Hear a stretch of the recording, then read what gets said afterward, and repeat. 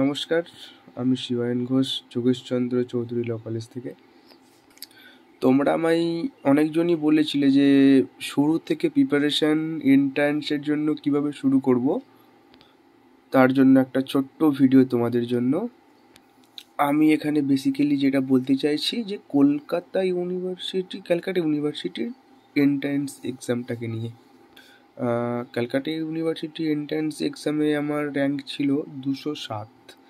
এবার আমি যে টেকনিকগুলো ফলো করেছিলাম সেগুলি তোমাকে আমি শেয়ার করব। ক্যালকাটা ইউনিভার্সিটির 4টে গভর্নমেন্ট কলেজ আর 14টা প্রাইভেট কলেজ। গভর্নমেন্ট কলেজে চান্স পেলে কি হয়, ফি স্ট্রাকচার প্রচণ্ড কম। যেমন আমি যে কলেজে পড়ি, যোগেশচন্দ্র চৌধুরী ল কলেজে, ওর সেমিস্টার ফিস হচ্ছে 2,500 টাকা, মানে 5 ইয়ার্সে 25,000 টাকা। তারপরে চলে আসবে হাজরা ল কলেজ আছে।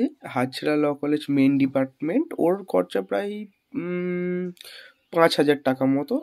আর সুরেন্দ্রনাথ ল কলেজের খরচা প্রায় 90,000। আর তার সাথে সাউথ কলকাতা কলেজের প্রায় ওই রকমই খরচা। আর তার তুলনায় প্রাইভেট কলেজের খরচা অনেকটা বেশি। এছাড়াও গভর্নমেন্ট কলেজে বিভিন্ন ধরনের ফেসিলিটি পাওয়া যায় যেগুলো প্রাইভেট কলেজে পাওয়া যায় না। যাই হোক, তোমরা সকলেই চাও যে গভর্নমেন্ট কলেজে পড়াশোনা করার জন্য। সেটার জন্য যেটা আমি বলবো যে কিভাবে তোমরা শুরু করবে, একটা রুলস যেটা আমি ফলো করেছিলাম সেটা তোমাদেরকে ফলো করতে হবে। সেটা হচ্ছে 3x8 রুলস। 3x8 রুলস, হ্যাঁ, 3x8 রুলস।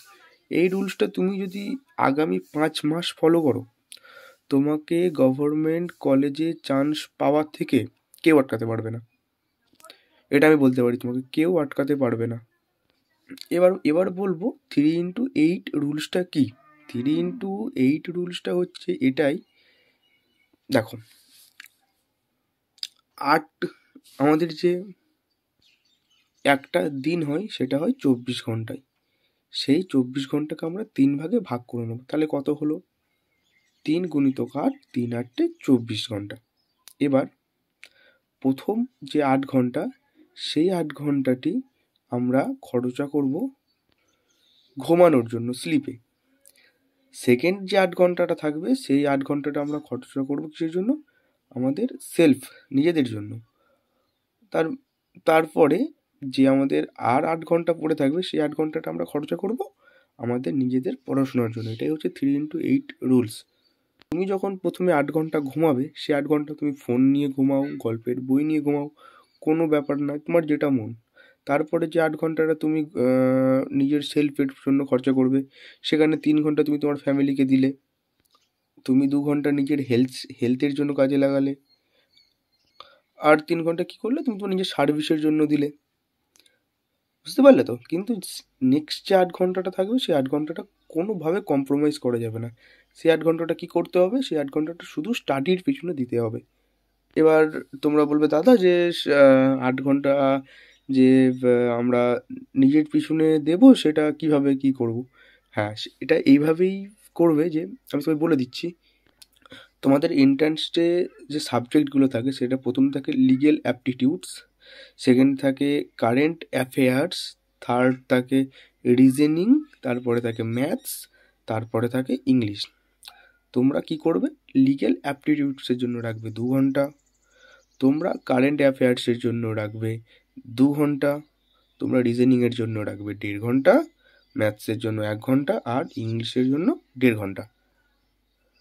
এই হচ্ছে 3x8 রুলস। তোমরা যদি এই রুলস ধরে আগামী 5 মাস পড়াশোনা করো, তোমাদের এন্ট্রান্স এক্সামে গভর্নমেন্টের চান্স পাওয়ার থেকে কেউ আটকাতে পারবে না। আমি কথা দিলাম তোমাদের ঘরে। আর তোমাদের যদি কোনো রকম কোনো হেল্প লাগে, আমার হোয়াটসঅ্যাপ নাম্বারে তোমরা কন্ট্যাক্ট করতে পারো, 9832180219। Thank you so much.